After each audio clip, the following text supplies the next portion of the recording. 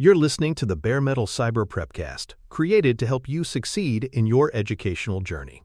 Learn more at baremetalcyber.com, where additional prepcasts, books, and training materials await. Let's get started. Success on the CIPP US exam depends on more than knowledge. It requires a mindset that supports durable retention and calm performance under pressure. Cognitive objectives frame this mindset by focusing on how information is encoded, stored, and retrieved when needed most. Durable retention ensures that legal principles remain accessible weeks or months after study, while calm performance allows that knowledge to flow under the timed, structured conditions of the exam. This balance mirrors real professional life, where privacy practitioners must recall rules quickly in stressful contexts, such as advising during a data breach. Building this mindset requires deliberate techniques, from flashcards to audio learning cycles, all grounded in the science of memory. Candidates who adopt evidence-based strategies approach the exam with not only stronger recall, but also confidence that their preparation aligns with how the brain works best under pressure. Active recall is the foundation of memory reinforcement for exam preparation. Instead of rereading notes or highlighting passages, active recall requires retrieving information without prompts, forcing the brain to strengthen neural pathways. For example, instead of glancing at the definition of preemption, a candidate closes the book and asks, "What does preemption mean, and how does it apply in privacy law?" The effortful act of recalling solidifies the knowledge more deeply than passive review. This mirrors how muscles strengthen through resistance training. The struggle itself builds durability. Candidates who practice active recall consistently ensure that knowledge can be retrieved in the fast-paced exam environment, where recognition is not enough. Answers must be produced confidently under time constraints. Spaced repetition builds on active recall by aligning study schedules with the forgetting curve, the natural decline of memory over time. Reviewing material just before it would be forgotten strengthens retention exponentially. For example, a statute learned on Monday might be reviewed again on Wednesday, then a week later, then 2 weeks later. Each interval expands, making the memory more resistant to decay. This principle allows candidates to cover large volumes of material without constant cramming. Instead of repeatedly revisiting every topic daily, spaced repetition targets effort where it is most needed. By following a deliberate schedule, learners maximize efficiency, ensuring that material studied early in the preparation period remains accessible on exam day.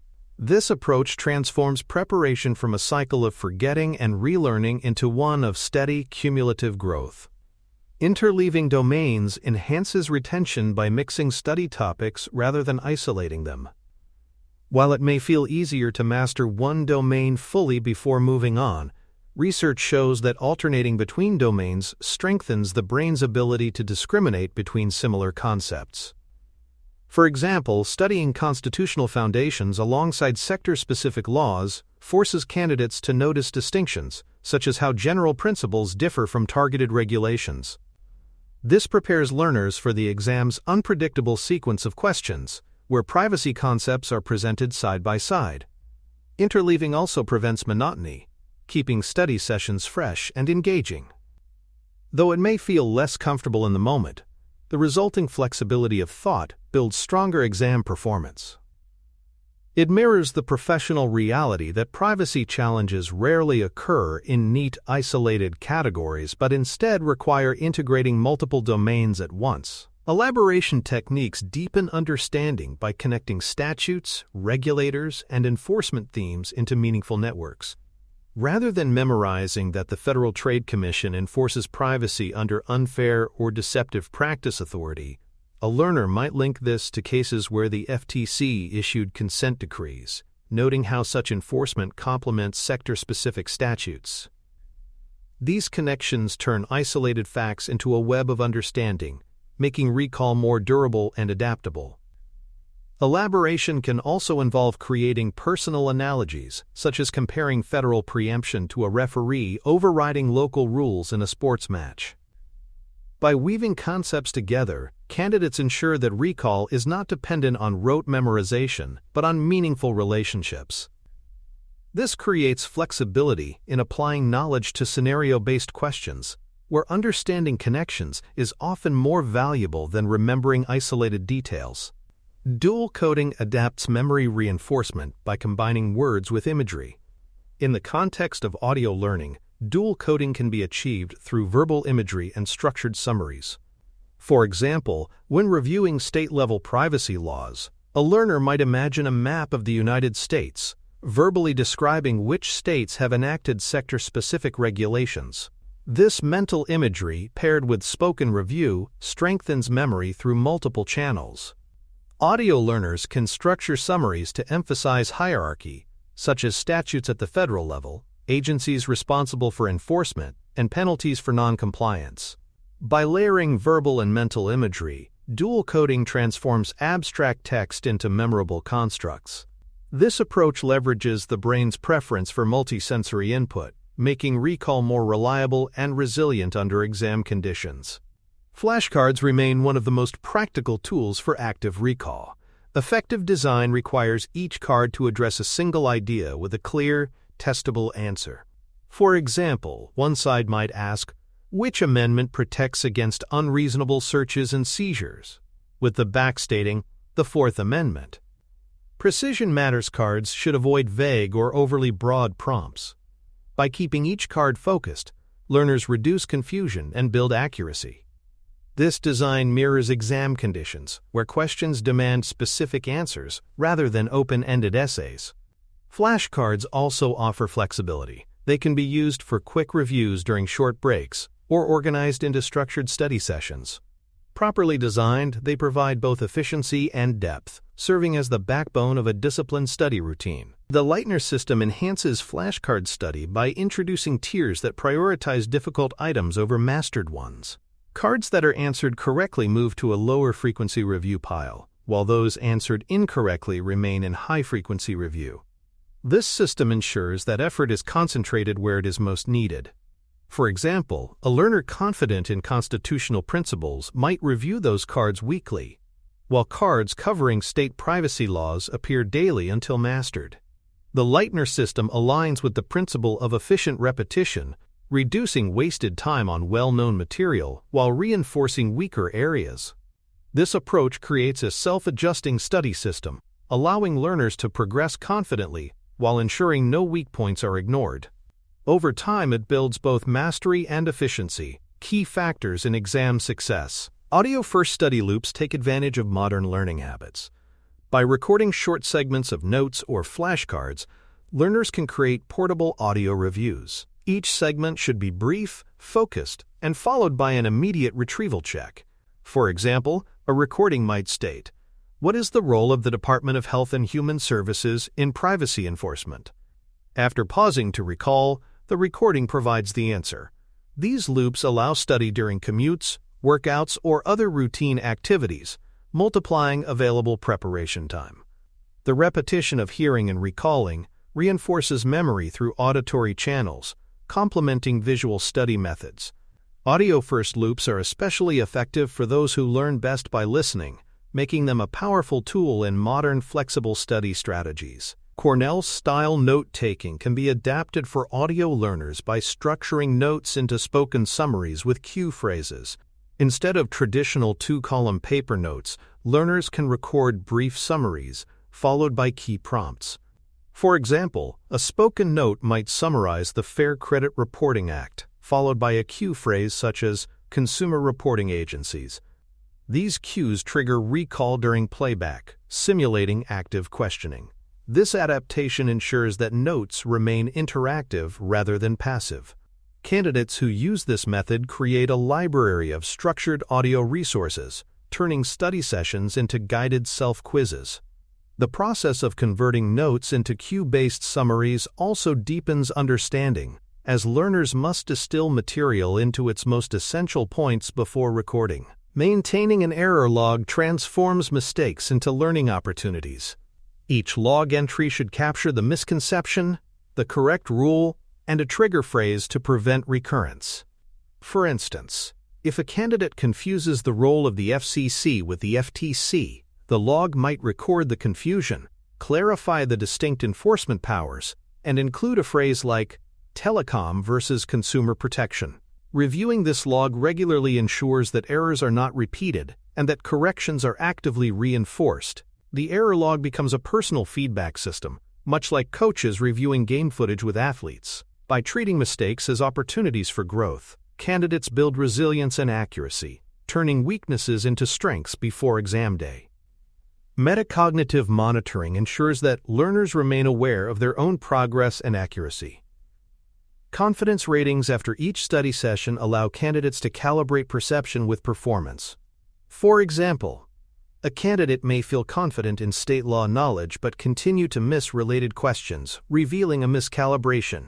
Regular reviews of these confidence ratings help adjust study priorities. This practice develops self-awareness, an essential skill in professional life where decisions must be based on accurate assessments of one's knowledge and limits. By practicing metacognitive monitoring, candidates learn not only the material but also how to manage their own learning, creating a reflective cycle of growth that extends beyond exam preparation. Aligning practice with Bloom's taxonomy ensures that study progresses from basic recall to higher-order application. At the lowest level, learners focus on remembering definitions. At higher levels, they interpret principles, apply rules to scenarios, and analyze consequences. For example, recalling the definition of consent decree is remembering, while analyzing how the FTC might use one in a particular enforcement case reflects application and analysis. By structuring practice across these levels, candidates ensure that they are prepared not only for simple fact-based questions, but also for scenario-based items that require reasoning. This approach mirrors how professional competence develops, moving from knowledge to application and judgment. Building mental models around domains, competencies, and performance indicators provides a map of the exam landscape. Instead of treating topics as isolated facts, candidates should organize them into structured frameworks. For instance, understanding how constitutional principles relate to statutory frameworks and how both connect to enforcement mechanisms creates a layered model of privacy law. Mental models make retrieval easier because the brain can navigate through structured pathways rather than isolated fragments. This approach also builds adaptability, as learners can apply principles across different contexts. By constructing these models during study, candidates prepare themselves to retrieve and apply knowledge in the flexible, integrated manner the exam demands. Context reinstatement techniques help simulate exam conditions during practice, making recall more robust under pressure. This might involve studying in environments similar to the test center, timing practice sessions, or practicing retrieval after brief periods of stress. By recreating the physical and mental context of the exam, learners train their brains to associate knowledge with those conditions. For example, practicing recall while seated at a desk with a timer running mimics the exam environment more closely than casual review on a couch. These techniques strengthen memory by linking it to relevant contexts, reducing the gap between study and performance. For candidates, this means arriving on exam day with confidence that their preparation has already rehearsed not just knowledge but also the conditions of retrieval. For more cyber-related content and books, please check out cyberauthor.me. Also, there are other prepcasts on cybersecurity and more at baremetalcyber.com.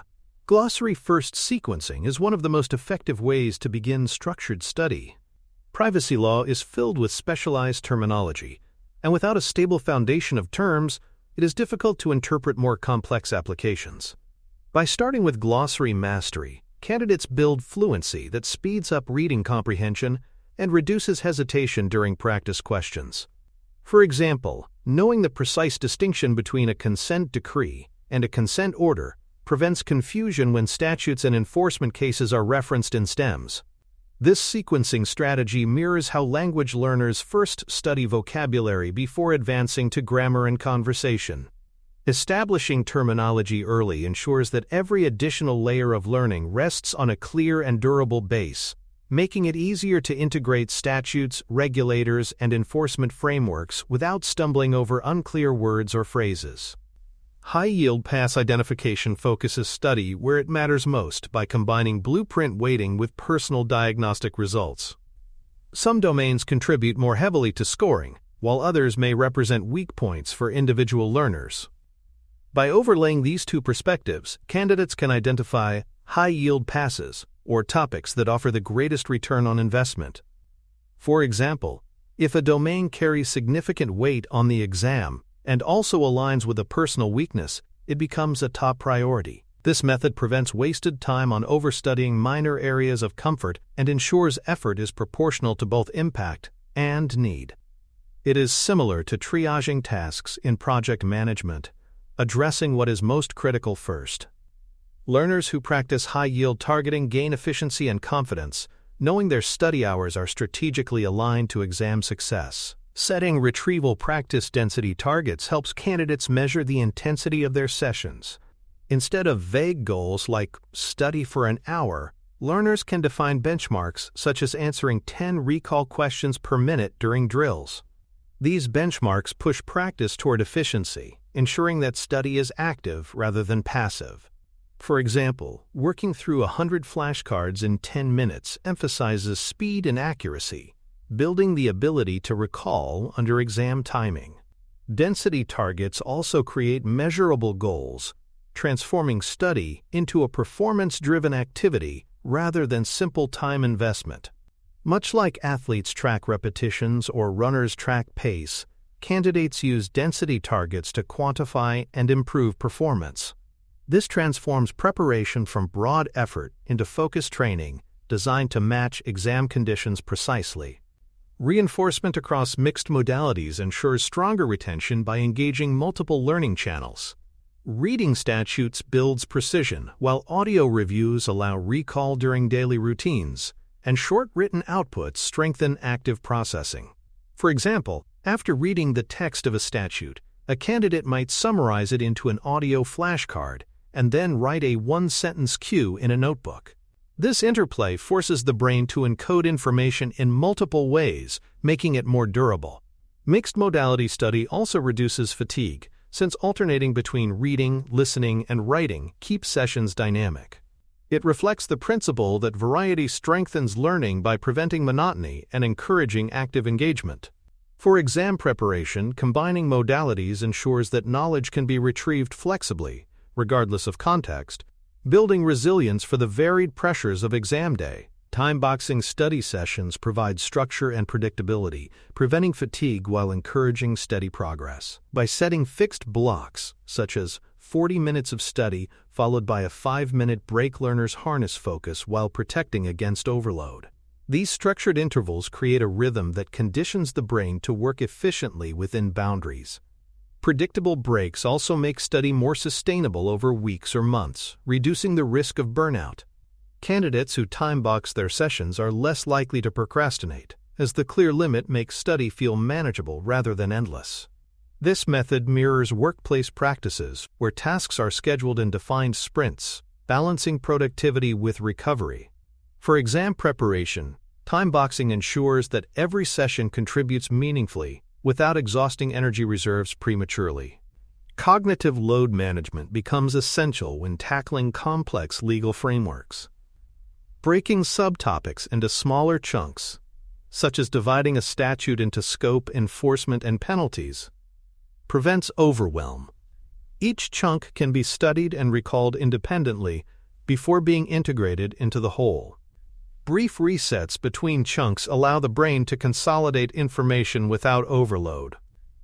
For example, after reviewing a section on federal enforcement powers, a short pause before moving to state-level laws helps compartmentalize learning. This approach reflects how the brain processes information, favoring manageable units over sprawling complexity. Candidates who manage load effectively avoid the frustration of feeling swamped by material.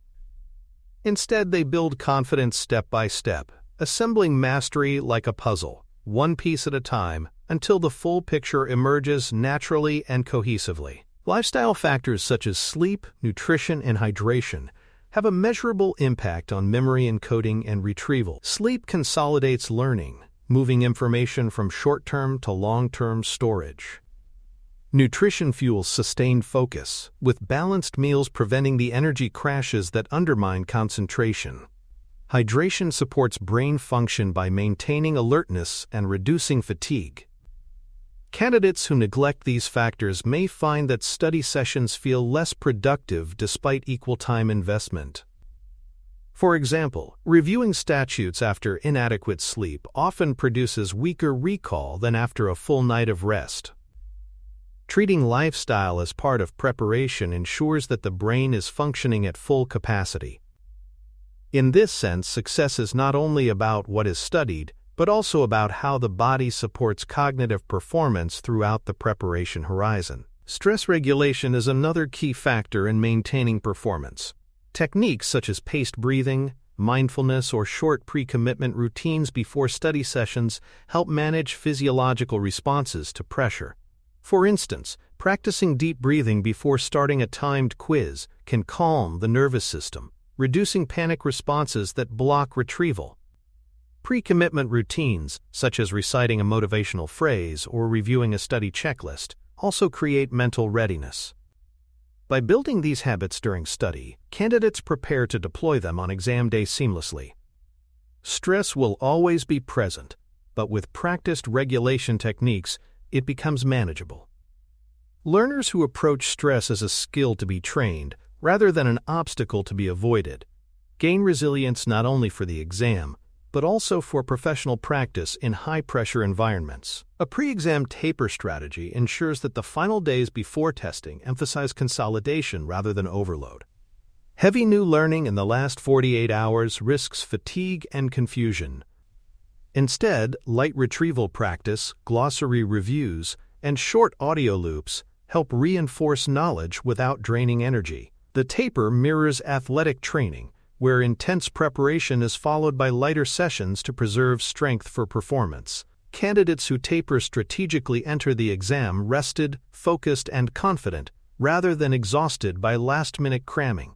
This approach recognizes that readiness is about balance, enough review to stay sharp, but enough rest to ensure clarity and calm. Learners who adopt tapering treat the exam as a performance event, aligning mental and physical resources for peak output at the right time. Note cycles of 24 and 48 hours help refresh fragile memory links before they fade. After studying a topic, revisiting it the next day and again 2 days later strengthens retention significantly. These cycles act as reinforcement checkpoints, preventing the steepest declines of the forgetting curve. For example, if a candidate reviews the Fair Credit Reporting Act on Monday, a brief review Tuesday and again Thursday creates durability that a single session could not achieve. These scheduled refreshes are short but powerful, requiring only minutes compared to the hours of relearning that might otherwise be needed. Incorporating note cycles ensures that study builds momentum steadily, with knowledge reinforced at critical intervals, creating reliability that holds under exam stress. Final day microdrills target edge cases, exceptions, and easily confused terms. These are the tricky items most likely to cause errors if left unattended.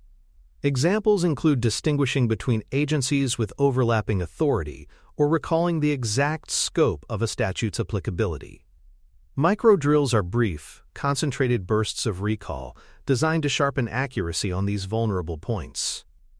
Conducting them on the last day keeps details fresh without overwhelming the brain with new material. This strategy acknowledges that while broad knowledge is built over weeks, fine-tuning in the final hours can prevent costly mistakes.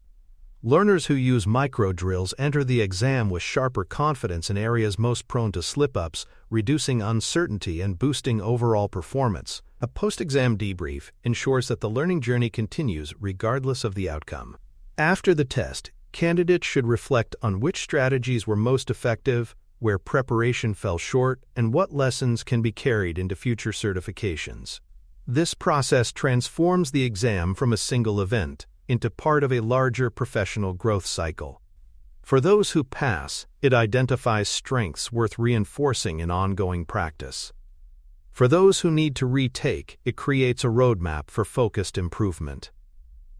Debriefing builds resilience and continuous learning, both of which define professional maturity.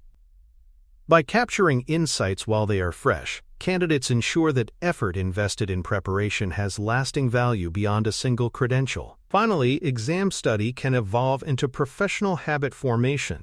Techniques like spaced repetition, active recall, and error logging are just as valuable in ongoing professional development as they are in exam preparation.